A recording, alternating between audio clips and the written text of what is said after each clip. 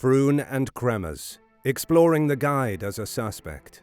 Panama's dense, lush forests have a reputation for being a place of untamed beauty, but for two Dutch women, it became a nightmare. Kris Kremers and Lisanne Froon set out on a hike, documenting their journey on a camera and their phones, but when they did not return, a search ensued.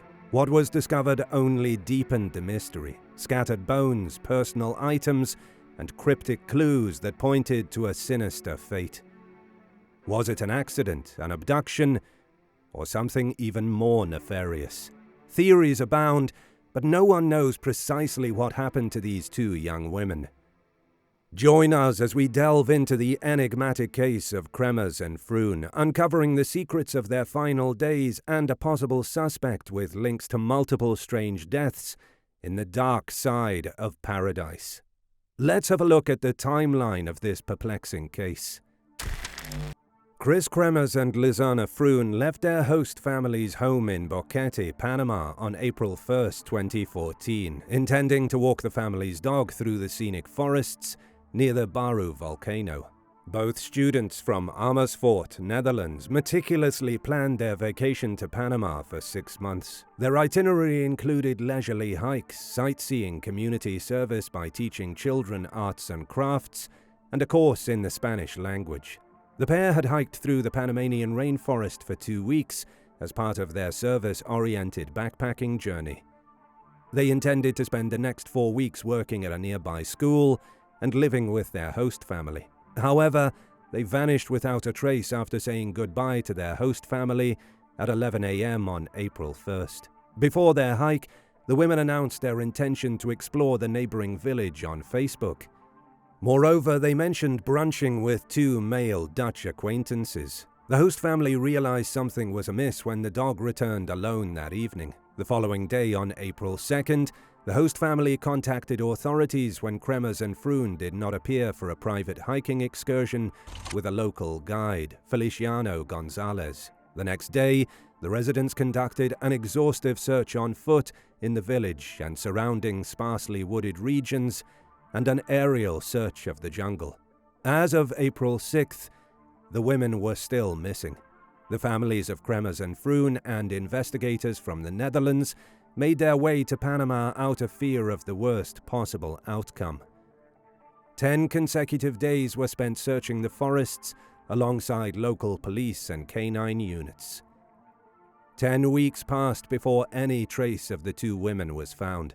A breakthrough in the case occurred when an indigenous tribeswoman turned in a blue backpack to the police. She claimed that she found the backpack near a riverbank. The bag contained 2 pairs of eyeglasses, $83 in cash, Froon's passport, 2 undergarments, a water container, a camera, and both women's cell phones. The phones remained active for nearly 10 days after their disappearance, with 77 call attempts to the emergency numbers 112 in the Netherlands and 911 in Panama within 4 days.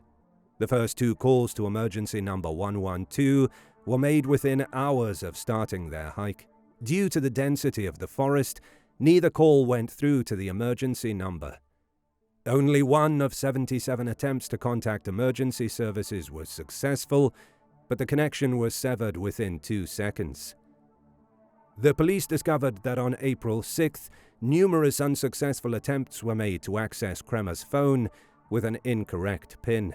The right PIN was never inputted afterward. As of April 11th, both phones were dead. Even though the call history was unsettling, it paled compared to what was captured on the camera. The camera's first images were captured on the morning of April 1st when the women began their journey.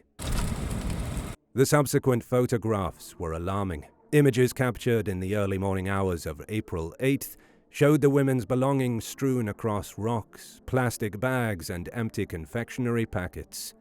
In addition, there was a disturbing picture of the rear of Kremers' head, with blood oozing from her temple.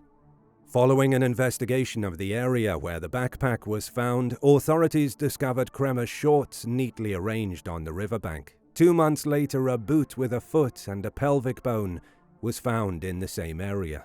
Bones from the 2 women suddenly started appearing after the first discovery of their remains. The bones of Lisanne Froon seem to have endured natural decomposition, with some flesh still adhering to them. In contrast, Kremers' bones appeared to have been bleached, as they were starkly white. Despite interrogating nearby residents, tour guides, and other hikers at the time, the authorities could not uncover any added evidence besides photographs and call logs that could cast light on the incident.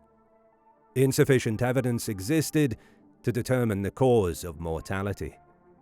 The Panamanian government had ruled their deaths an accident. But is there more to this case than meets the eye? Journalist Mariana Atencio, who took a deep dive into the story of the missing Dutch women, and commented, "This story is that explosive in Buketti, a dirty little secret everyone theorizes about. They refer to it in hushed tones, and many won't dare grant you an interview about it in broad daylight. During our investigation, we came across government corruption, possible drug trafficking, even mentions of organ and human trafficking. Without giving too much away, I will tell you that my life was directly threatened, which has never happened before, even while covering cartel-related violence in Mexico or crackdowns against protests in China or Cuba." She went on by saying, "As the team dug into what happened to Kris and Lisanne 8 years ago, we found more than 50 cases of missing women and girls in that same 40-mile corridor of Panama.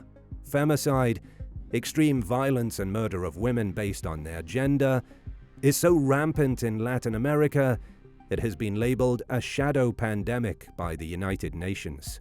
If the women were murdered, who was responsible? Could it be a man who embedded himself into the search, knows the area like the back of his hand, and has, through association, a string of accidents and murders linked to him?" One person's name keeps coming up when suspects are mentioned: the tour guide, Feliciano Gonzalez. Feliciano Gonzalez was among the last to see the women alive before disappearing. After the girls went missing, he investigated the girls' dorm room, notified the police, and claimed to have seen vultures circling the area. In addition, Gonzalez discovered some of the women's remains far to the north on the Serpent River. None of this sounds too suspicious, but upon deeper investigation into Gonzalez, some things don't add up. Nobody sleuths like internet sleuths, and the internet doesn't disappoint when it comes to the suspicions around Gonzalez and his family. One Redditor paints a picture of how involved Gonzalez was in the case. Maybe a little too involved. In my mind, Feliciano is very suspicious. He has a poor reputation for being alone with women. The girls have his card in their bedroom and have made an appointment with him for April the 2nd. Possibly they found out about his poor reputation and decided to go alone rather than with him. Else, why did they go a day early? Or else they never had an appointment with him. When they don't show up, he goes to Miriam's house to look for them. She lets him have the key to their room when he asks after he realizes they didn't come home the night before. Miriam and the language school behavior point to the local culture of not really getting upset about cancelled plans, people not showing up, an apathetic attitude to others. Why did he decide to look for them? How did he know where to look? He and another man are in their room for 30 minutes unaccompanied. Why so long? He goes to look for them up the trail. He phoned the police at 5 p.m. Why so late? He takes part in the search, inserts himself into the investigation. He finds Lisanne's foot, or is there when it is found. Is all too much coincidence, involvement for one person? Gonzalez's bad reputation with European women stems from a TripAdvisor review that warns single women about being alone with him. It took me almost a year to finally post this review. I strongly recommend women not to hire Feliciano as your guide if you're by yourself. It's a big contrast if you look at the other reviews where Feliciano is described as a very nice person, which he probably is for many people. I have to say he's very charming, funny, and you can probably, as you will read in the other reviews, have a great day with him. Did a walking tour with him. He's the guide that knows the area by heart. Not long after we left, He subtly started to flirt with me and also touched me. First my hand, but also my arms, shoulder and legs, even after telling him many times to stop doing that. He wears a big machete and suggested chopping off my legs. This, of course, was a joke, but still. He has an obsession with Northern European women, and I felt very unsafe. It's a personal story, but Google his name and you'll unfortunately find more stories like this about him. Gonzalez has also changed his story of the day the women went missing, as seen in this Reddit post. So there are two versions of events that Feliciano claimed occurred. Early on in the investigation, he told the press he had seen the girls at the Spanish school the day before, March 31st, said hello, and gave them his card. He claims Kris was lying in the hammock, Lisanne was browsing through some guide leaflets. Months later, he recanted this story and said he never met the girls, but had an appointment with them the next day, April 2nd, to visit his ranch and Volcan Baru, along with Eileen. In this photo taken of the girls' room, you can see his calling card on Kris's bed. Did the girls place the card there, or did Feliciano plant it there when he accessed their room the next morning after the disappearance? All very odd. So, is Gonzalez just a creep, or does he have something to do with the girls' disappearance? 3 months after the women went missing, Lisanne's blue backpack is discovered on the edge of a riverbank near the unmapped village of Alta Romero, approximately 5 miles from where the girls were believed to have been hiking. In the jungle, 5 miles is a great distance. Alta Romero doesn't even exist on maps. When the blue backpack was discovered, its contents were arranged and in perfect order. The woman who found the blue backpack asserts that it was not there previously and looked like it had been cleaned. This indicates that the backpack was placed there shortly before being discovered. Gonzalez coincidentally owns a farm in Alta Romero. Gonzalez's sons and their apparent gang-linked friends have also been implicated. This Reddit post is among many who think the two women's disappearance was a Gonzalez family affair. Feliciano was involved with absolutely everything to do with this case, from finding bones to reportedly cleaning the backpack before turning it into police. It's a classic case of the murderer joining in on the search and even finding clues so there is no suspicion on him. I feel the sons are involved too. Keeping it in the family is how they got away with this, and most likely have gotten away with it in the past and will continue to kill again in the future. Henry Eliezer Gonzalez, the eldest son of Feliciano Gonzalez, is possibly affiliated with a local youth gang in the area. The two women had previously visited Bocas del Toro before their journey to Boquete. Henry Gonzalez is a frequent visitor to the Bocas del Toro area. While intoxicated, he was overheard saying strange things about his encounter with the two women the day they went missing. As with his father, he is rumored to have an interest in foreign women and to be a smooth talker. Although no direct evidence implicates him, many online users have speculated about his possible involvement. More disturbing is the number of deaths that have happened to those with ties to the case and the Gonzalez family. Osman Valenzuela. Valenzuela vanished 3 days after the disappearance of the women. Later, Osman was discovered drowned in the Chiriquisito River. Valenzuela was possibly affiliated with a juvenile gang. It was later determined that he had met Kris and Lisanne. His body was discovered just 25 meters from where he was last seen, between the municipalities of Boquete and Gualaca. According to rumors, no water was found in his lungs, and his corpse was discovered in an unnatural position that would not have helped drowning.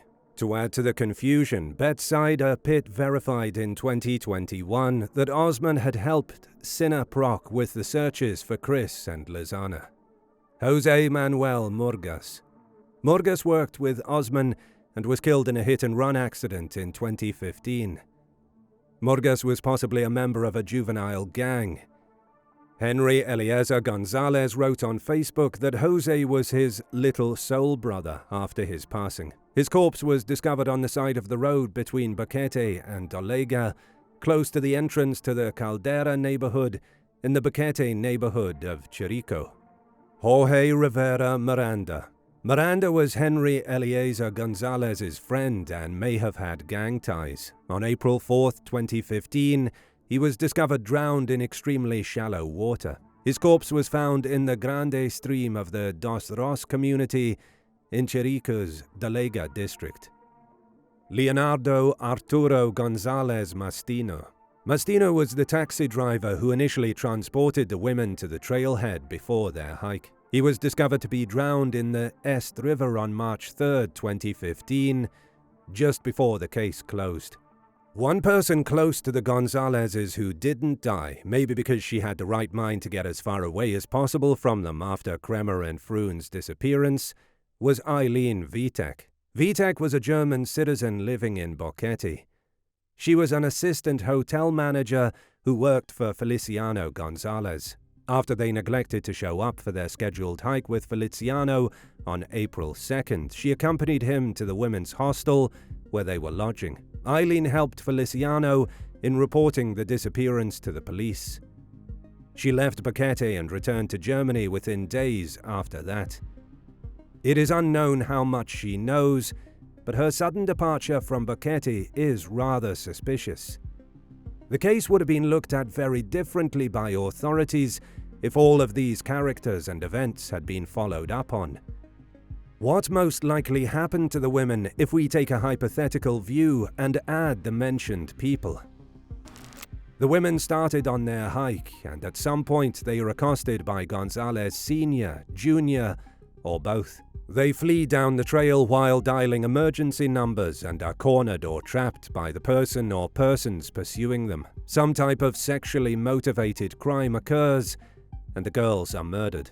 The dismemberment and holding on to the bodies for decomposition to take place destroys any evidence. Days later, the perpetrator unsuccessfully tries to open their phone and take several photos with the camera deep in the jungle at night to confuse investigators. The perpetrator then plants the skeletal remains, backpack, and neatly folded clothing items in an area that would be easily found, ruling out a kidnapping or crime. Any witnesses close to the Gonzalez are murdered to make sure that their involvement is never leaked. We need to consider that the authorities' case was flawed, and there may have been political pressure to close it as soon as possible to not shed a bad light on one of Panama's most lucrative industries, tourism. The Attorney General of Panama, Betsaida Pitti, asserted that the women died in a hiking accident when other evidence showing otherwise could not be uncovered. The case was closed shortly after that. However, not all of the evidence was examined. No suspects were ever interviewed, and some investigators knew that the official story was unacceptable. The official version of the story makes no sense, said Enrique Arrocha, who represented the Kremers family in court. Arrocha's communication was also odd during a meeting to discuss the case. His voice and body language suggested he was being threatened, but he never specified by whom. He was also escorted by a bodyguard.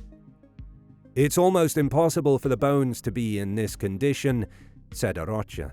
He noted that the chief forensic examiner had publicly speculated that lime may have been used to accelerate decomposition. Nobody knows what happened to Kris Kremers and Lisanne Froon. Because the investigation concluded prematurely and the authorities mishandled the entire process, many gaps in the case may never be filled. Most importantly, the man who saw them last knew where they were going and is linked to multiple tying up loose ends murders, was never questioned or even suspected. Do you, the Bad Things crew, think the Gonzalezes were involved?